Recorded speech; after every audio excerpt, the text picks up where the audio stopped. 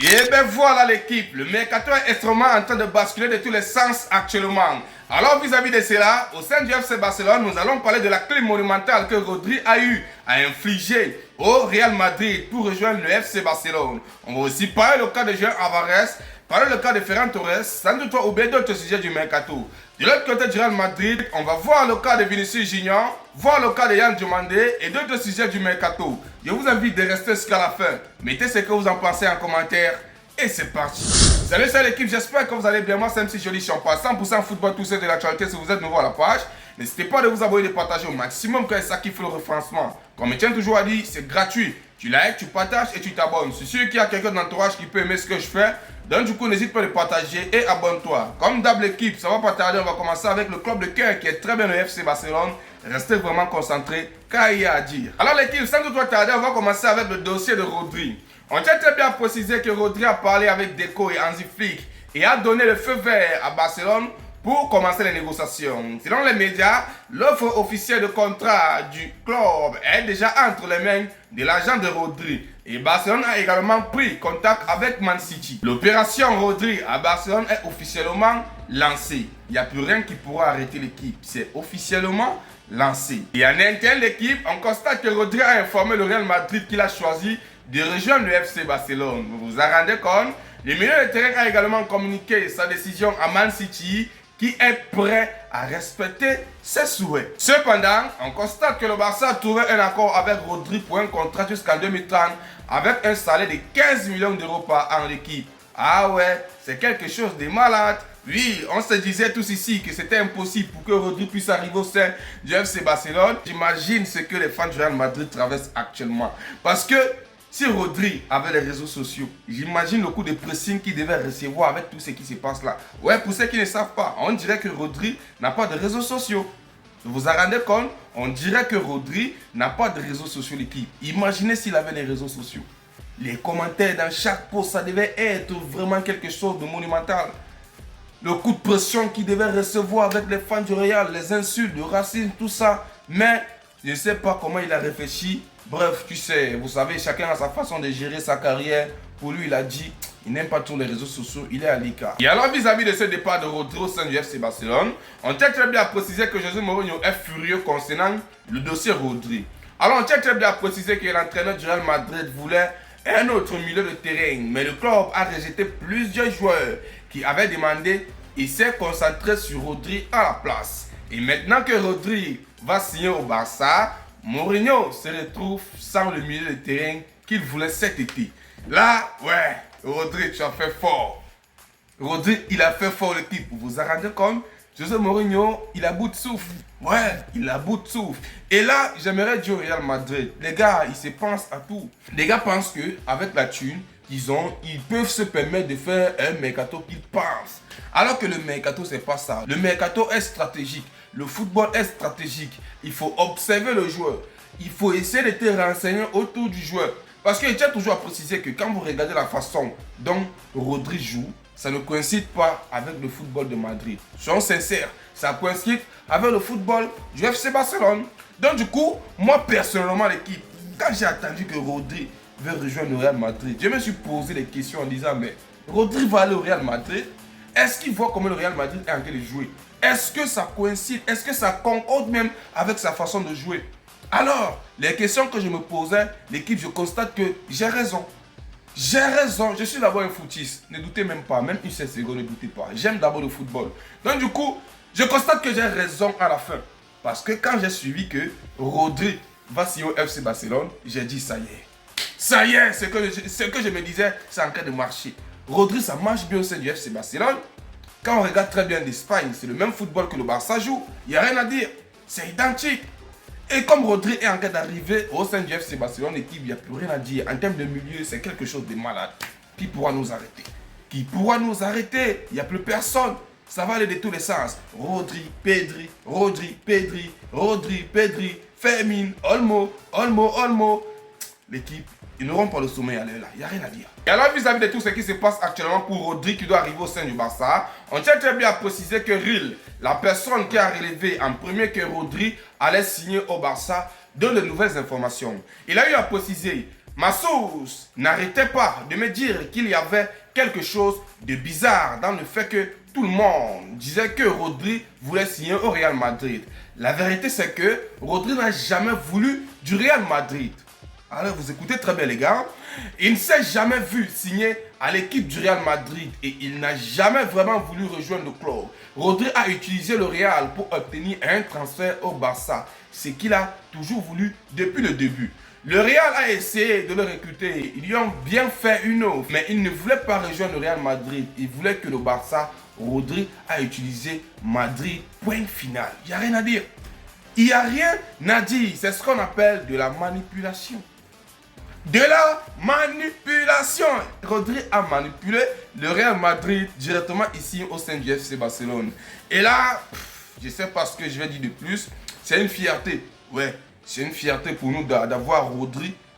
Mais ce que je n'arrive pas à comprendre, c'est que si c'est en 2021 là où tout le monde se permettait d'insulter Rodri en disant qu'il a volé le ballon d'or de Vinicius, même nous les fans du FC Barcelone, on était les premiers dedans en disant que va rendre le ballon d'or de Vinicius, tu as volé le ballon d'or de Vinicius, l'équipe, tellement le football va vite, ça a changé. Ça a changé. On nous sommes fiers parce qu'il vient au sein du FC Barcelone. Ce qu'on disait, on a oublié. Le football, ça va vite, hein. C'est un peu quand quelqu'un décède d'équipe. On pleure là maintenant. D'ici 5, 3, 4 jours, on t'oublie et la vie continue. C'est sérieusement ce qui est en train de se passer actuellement. Alors que ça s'arrête par là l'équipe, on constate que même Fabrizio Romano a eu à prendre parole vis-à-vis de cela l'équipe. Alors il a eu à préciser, si tu n'as jamais voulu conclure l'accord avec le Real Madrid il y a une semaine, parce qu'il avait le sentiment que d'autres clubs allaient se joindre. Quand le Real Madrid a fait une demande la semaine dernière et a dit qu'il était prêt à payer 50 millions d'euros, si tu n'as pas dit ok, concluons l'accord, ils ont dit attendons parce que peut-être plus de clubs pourraient rejoindre la danse. Et maintenant, il n'y a que le Barça, tout à fait l'équipe. Ah ouais, tout à fait. C'est-à-dire, c'était déjà tracé. Il n'y a rien qui pouvait enlever cela l'équipe. Pour moi, quand je regarde ça, c'était déjà tracé. On constate que Deco était derrière cette affaire depuis longtemps. Vous voyez un peu, depuis longtemps. Donc, vu que City, et ils connaissaient très bien que le Barça était derrière, les gars, ils ont temporisé, ils ont dit, bon, on va voir le club qui va proposer quelque chose de meilleur. Directement, on constate que le Barça a été à la hauteur que le Real Madrid qui se permet de proposer 50 millions. Vraiment, que dire de plus? Bref, je suis enjaillé l'équipe. Si on bascule directement sur le cas de Julián Álvarez, il y a une information qui est sortie à l'équipe. Jusqu'à présent, je me pose la question à savoir est-ce que c'est vrai. Selon Foot Mercato, mais j'ai très bien précisé que ça sort d'ailleurs, mais Foot Mercato s'est permis de relayer. Mais l'équipe, on va d'abord lire ensemble avant de dire ce qu'on en pense. Ils ont eu à préciser, le Barça abandonne la piste Julián Álvarez. Après des mois de négociations et plusieurs offensifs, le club catalan a fini par se rendre à l'évidence. L'attaquant argentin ne rejoindra pas Barcelone cet été. Alors là, l'équipe, c'est ce que les gars se permettent de relayer. Qu'est-ce qui les pousse à faire ceci? Parce qu'en interne, on tient à préciser que Julián Álvarez doit se présenter lundi à l'entraînement de l'Atlético de Madrid. La position du club reste la même, qui est très bien qu'il ne veut pas vendre Julián Álvarez, mais l'Argentin va demander ce lundi de discuter avec Diego Simeone et cela pourrait changer la position du club sur son avenir. Moi, ce que je ne cesse de me poser, c'est que, ce que je ne cesse de me dire, c'est que pourquoi l'Atlético de Madrid veut prendre une souillure? Pour moi, on doit être vrai. On doit être un club de haut standing. Il faut savoir que quand un joueur ne veut plus de toi, mieux laisse le joueur partir. Si tu veux un respect. Parce que si Julián Álvarez continue de rester là-bas, l'équipe, il ne peut pas donner ce qu'il... Il ne peut pas donner ce qu'on attend de lui. Parce qu'il n'a plus l'amour de ce club. Mieux, on laisse, il part. Vous voyez un peu ce que je suis en train de dire. C'est dans le sens là que moi, je veux un peu dire cela. Mais si on bascule directement pour l'information que les gars se permettent de relayer là, moi je pense que les gars veulent essayer de courir dans nos têtes.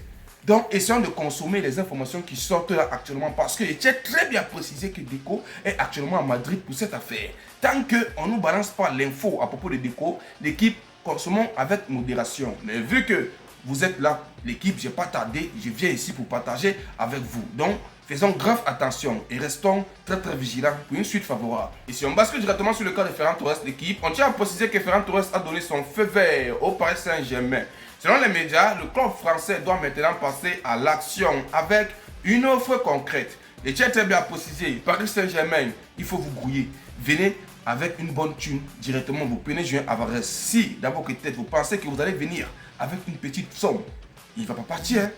Il ne va pas partir. On a besoin, vous voyez un peu, d'une vraie thune.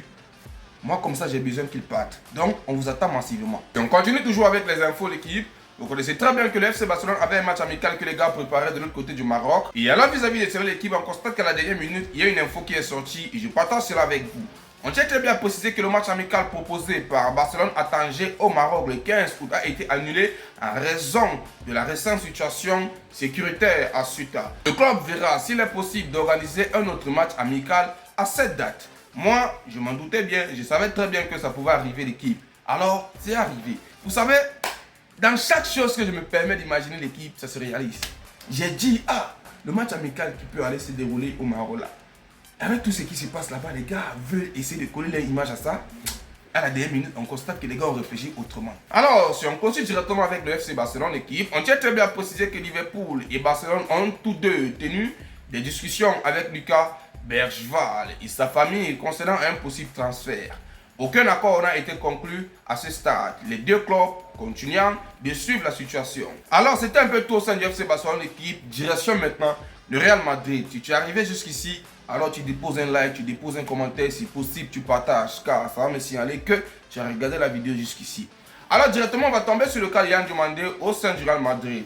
On tient très bien à préciser que Yan Diomandé a finalisé son transfert du Real Madrid en provenance du RB Leipzig. Selon les médias, les frais de transfert étaient sur une valeur de 125 millions d'euros plus 15 millions en bonus. Il deviendra le joueur le plus cher de l'histoire du Real Madrid et si tous les bonus sont atteints l'équipe. Et on constate que c'est le premier Ivoirien à signer au sein du Real Madrid.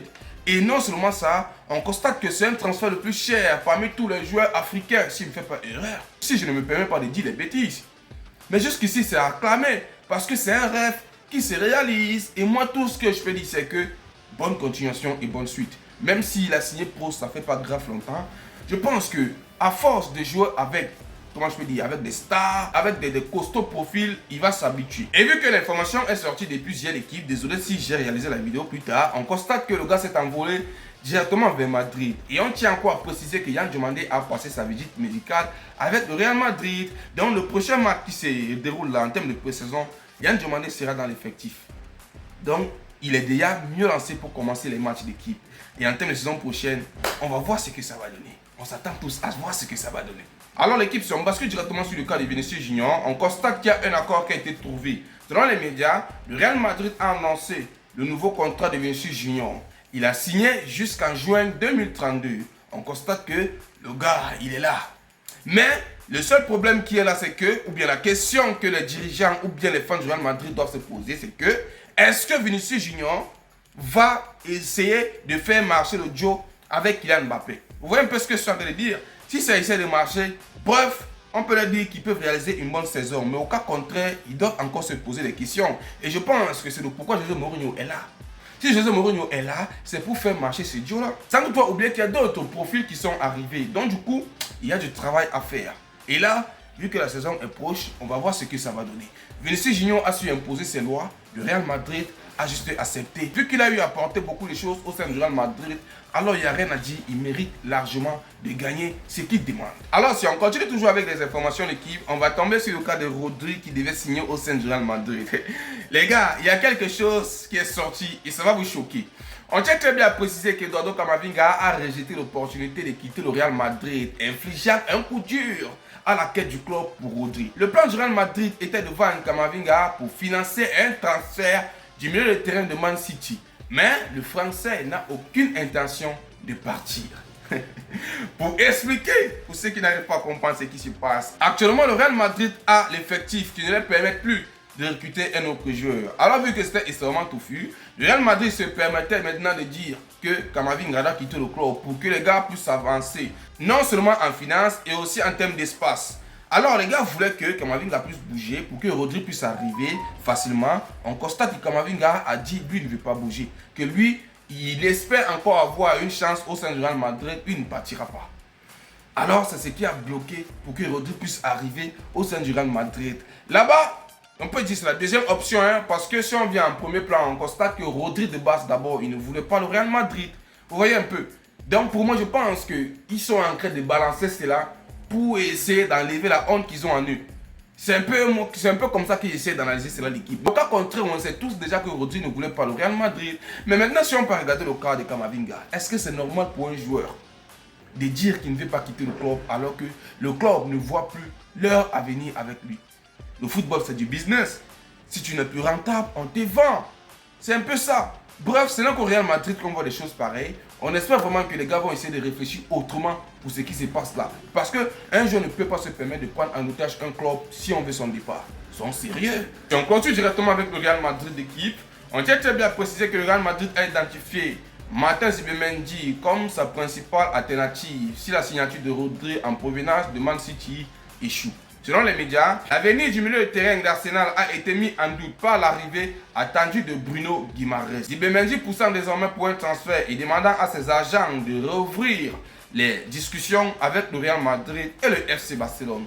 On reste à l'écoute d'équipe, c'est un fil favorable vis-à-vis de cela. Ne vous inquiétez pas, je viendrai si on va papoter ensemble. Alors, c'était un peu tout ce que je voulais partager avec vous, que ce soit pour le Real Madrid ou bien pour le FC Barcelone, vis-à-vis de cette vidéo. J'espère que vous avez aimé l'équipe. N'hésitez pas à mettre en commentaire ce que vous en pensez. Prenez soin de vous et on se dit à plus pour une nouvelle vidéo. Ciao, ciao, ciao.